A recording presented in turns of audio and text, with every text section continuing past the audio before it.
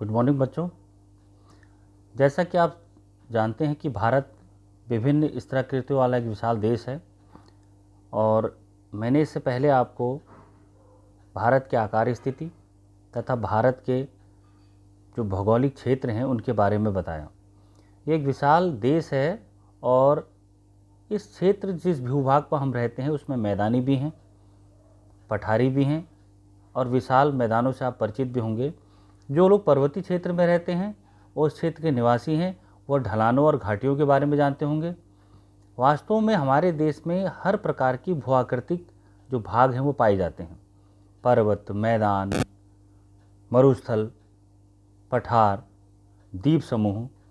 आप सोच रहे होंगे ये भू आकृतियाँ कैसे बनी। इन भू आकृतियों की उनकी विशेषताएं, संरचनाओं के बारे में आप क्या जानना चाहेंगे? मैंने आपको इससे पहले के जो वीडियो है उसमें यह समझाया कि भारत के कितने भूभाग हैं। तो 6 थे, मैंने आपको अच्छी तरीके से समझाया और मैंने आपको होमवर्क भी दिया है कि उन भूभागों को आप 1, 2, 3, 4, 5, 6 करके लिखें। अब बात आती है कि विभिन्न प्रकार की भू संरचनाओं का उदय किस प्रकार से हुआ। आप जानते होंगे कि पूरी पृथ्वी में कई तरह की शैलें होती हैं। कुछ बहुत ठोस होती हैं संगमरमर की तरह और कुछ बहुत ही मुलायम होती हैं सैलखड़ी की तरह। सैलखड़ी जानते, जैसे आपकी चौक होती है उस तरीके से, उससे भी बहुत पतली, माइल्ड एकदम, जिसका प्रयोग अक्सर टैल्कम पाउडर बनाने में या एक स्थान से दूसरे स्थान के जो मिट्टी के रंगों में भिन्नता के आधार पर भी हो सकती है। क्या आपने कभी इन विभिन्नताओं के बारे में सोचा है? नहीं सोचा तो सोचिएगा। अधिकतर जो विविधताएं मिलती हैं वो शैलों के निर्माण में और उनके बनने के जो कालांतर के समय है उनके अनुरूप होती हैं। भारत एक विशाल भूभाग है। इसका निर्माण जो है भूगर्भीय कालों के दौरान बड़ी लंबाई और बड़े समय और बड़े करोड़ों वर्षों के पश्चात हुआ है, जिसने इसके उच्चावच, देखिए मैं फिर उच्चावच कह रहा हूँ, जिसमें आपके 6 भाग मैंने आपको बताए थे कि वो किस तरीके से बटे हुए हैं, जिससे भारत का पूरा उच्चावच बना हुआ है। इसके अतिरिक्त 3 चीज़ें आपको बड़ी ध्यान देनी है। नंबर 1 अपक्षय,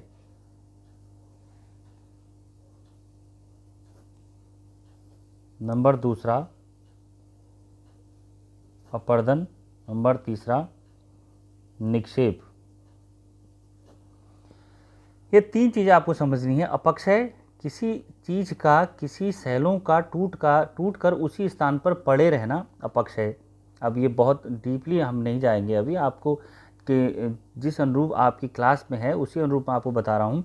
अपर्दन, उसी अपक्षय टूटी हुई पदार्थ का धीरे धीरे खिसकना, चाहे वो नदियों द्वारा हो, चाहे वो हवा द्वारा हो, और बाद में उसका निक्षेपण किसी ऐसी स्थान पर जहाँ से वो आगे खिसक न सके। वर्तमान में ऐसे ही जो उच्चावच है वो इन्हीं तरीके से उनका निर्माण और संशोधन हुआ है। अब आपको ध्यान देना है कि पूरी पृथ्वी एक पेजिया नामक इस तरीके से पूरी पृथ्वी जुड़ी हुई थी, जिसे पेजिया कहा जाता था। परंतु कालांतर में समय के साथ साथ प्लेट विवर्तन का सिद्धांत हुआ, जिससे पृथ्वी की ऊपरी परपेटी जो होती है 7 बड़ी कुछ छोटी प्लेटों से बनी हुई हैं।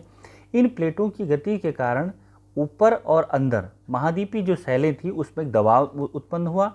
इसके परिणाम स्वरूप वलन, देखिए वलन कैसे, मैं आपको दिखा रहा हूँ, जैसे किसी चीज़ पर दबाव पड़ता है और वो धीरे धीरे उठती चली जाती हैं, इस तरीके से वलन।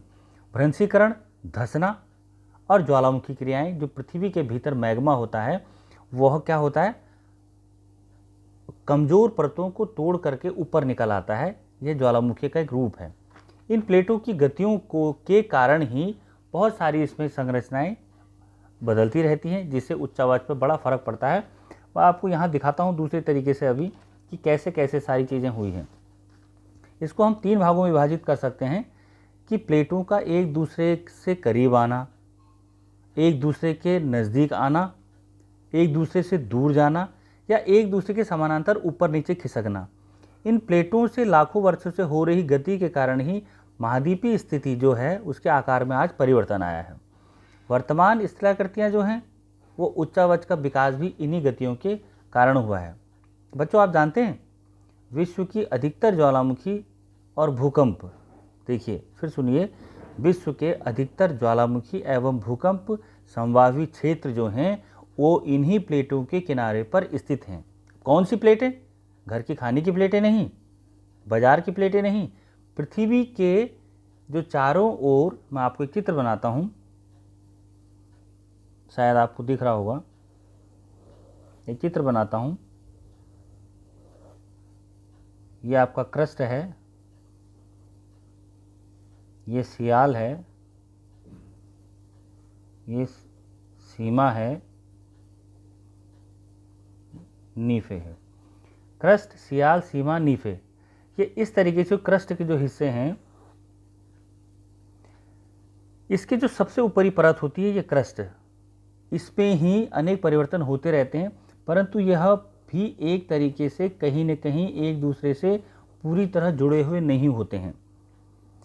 सबसे प्राचीन भूभाग जो होता है वो गोंडवाना भूमि का एक हिस्सा है, और गोंडवाना भूभाग भारत, ऑस्ट्रेलिया, दक्षिण अफ्रीका तथा अमेरिका के इसमें क्षेत्र शामिल हैं, जहाँ से ये क्रैक है और भूपट्टी पर अनेक टुकड़ों में विभाजित हैं।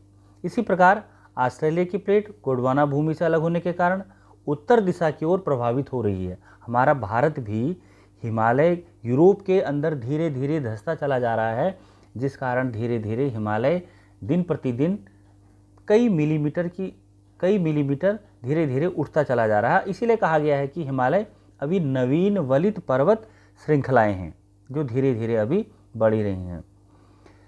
तो इसके परिणाम स्वरूप अधिक विशाल प्लेटें यूरेशियन प्लेटें से टकराई। देखिए मैं क्या करूँ, भारत का यूरेशियन प्लेटों से टकराने के कारण इनके बीच में टेथिस अवसादी जो चट्टानें हैं वो वलित पर्वत के रूप में इस तरीके से धीरे धीरे उठती चली गई हैं, जिससे हिमालय का निर्माण हुआ है।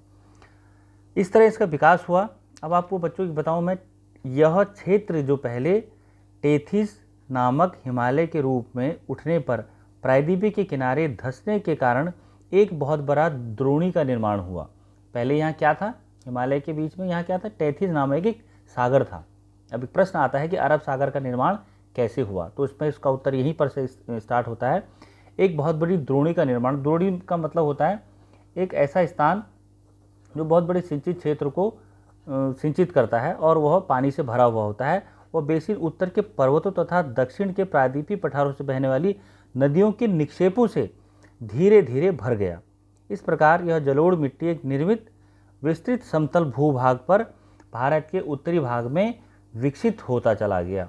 इसके भाग में पृथ्वी का जो प्राचीनतम भाग था, भूकंपों ने इसे धीरे धीरे हिलाया और उत्तर का जो स्थलाकृति थी, और भूवैज्ञानिकों के अनुसार हिमालय पर्वत एक अस्थिर भाग है जो धीरे धीरे हिलने डुलने के कारण वहाँ से क्या हुआ, इसका वलन हुआ, और वलन होने के फलस्वरूप वहाँ वो द्रोणी का जो जितना भी पानी था, वलन फलस्वरूप यह बीच की भूमि पूरी ऊपर उठती चली गई और वह सारा जो पानी था वह पश्चिमी क्षेत्रों में बह गया, जिससे अरब सागर का निर्माण हुआ। हिमालय की पूरी पर्वत श्रृंखला एक युवा और स्थलाकृति क्षेत्र को दर्शाती है, जिसमें ऊंचे शिखर भी हैं, गहरी घाटियां भी हैं तथा तेज बहने वाली नदियां भी हैं। उत्तरी मैदान जलोढ़ निक्षेपों से बना हुआ है, मैंने आपको पहले भी बताया था कि बहुत उपजाऊ है। प्रायद्वीपीय पठार बीच का हिस्सा आग्नेय शैलों से बना हुआ है और रूपांतरित शैलों वाली कम ऊंची पहाड़ियों और चौड़ी घाटियों से बना हुआ है, जिससे मैंने आपको बताया था, देखिए इस तरह से बताया था, ये पर्वत हैं और यह पठार हैं। अब मुख्य रूप से बातें आती हैं, अब मुख्य रूप से तीन बातें आती हैं कि वो कौन कौन सी पर्वत श्रृंखलाएं हैं, वो कौन कौन सी ऐसी शैलें हैं, कौन कौन सी ऐसी चट्टानें हैं जो खिसकती रहती हैं और जिनसे भ्रंशन और वलन की प्रक्रिया होती है, जिससे पूरी पृथ्वी हिलती है और समय समय पर वह अपना स्थान परिवर्तित करती है और नए नए निर्माण होते रहते हैं। तो मैं आपको सबसे पहले बताता हूँ, मैंने यहाँ लिखा है कि प्लेटों की विभिन्न गतियाँ। प्लेटों की गतियाँ 3 तरह से होती हैं, 3 तरह की प्लेटें होती हैं। नंबर 1 होती है अभिसारी। अभिसारी प्लेटें, इसको परिसीमा भी कहते हैं। देखिए क्या होगा, मैं आपको ऐसे दिखाता हूँ।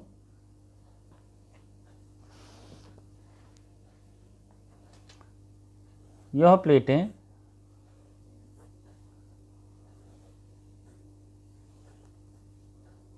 एक दूसरे के समीप आती हैं।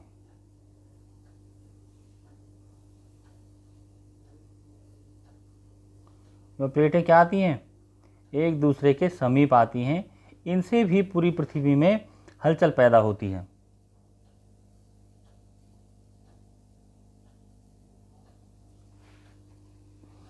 जबकि दूसरी प्लेटें, इनका नाम है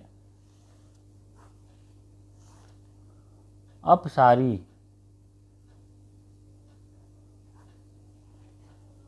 यह एक दूसरे से दूर जाती हैं। ये तो नज़दीक आ रही हैं और यह दूर जा रही हैं, इन्हें कहते हैं अपसारी प्लेटें। तीसरी आती हैं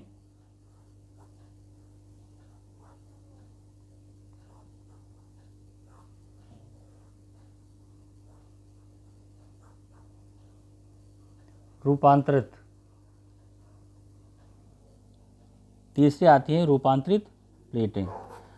यह रूपांतरित प्लेटें एक ऊपर से ऊपर और नीचे की ओर वलन करती हैं, भ्रंशन करती हैं, ऊपर से नीचे की ओर जाती हैं। देखिए एक प्लेट तो ऊपर, एक प्लेट सामने और इधर से एक सामने एक दूसरे पर टकराती हैं।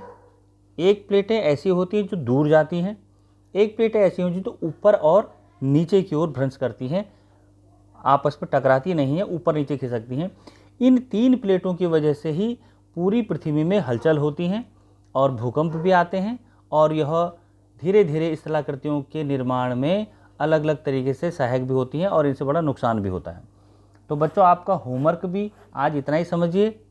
छोटे छोटे कोटेशन मैं बीच बीच में लेके आता रहूँगा, क्योंकि नेट के बहुत स्लो चल रहा है और आज भी मुझे इस वीडियो को लोड करने में काफ़ी टाइम लग गया। आप लोग पेशेंस बनाए रखिए और लगातार काम करिए, होमवर्क करते रहिए और मुझे दिखाते रहिए, जिससे मैं जान सकूं कि कितना काम आप लगातार कर रहे हैं। तो मैं आपको फ़ोटो भी भेज रहा हूं उसका आपको चित्र भी बनाना है, और उससे रिलेटेड जो अभिसारी, अपसारी और रूपांतरित प्लेटें हैं उनके बारे में आपको डिटेल में, पूरी तरीके से डिटेल में लिखना भी है।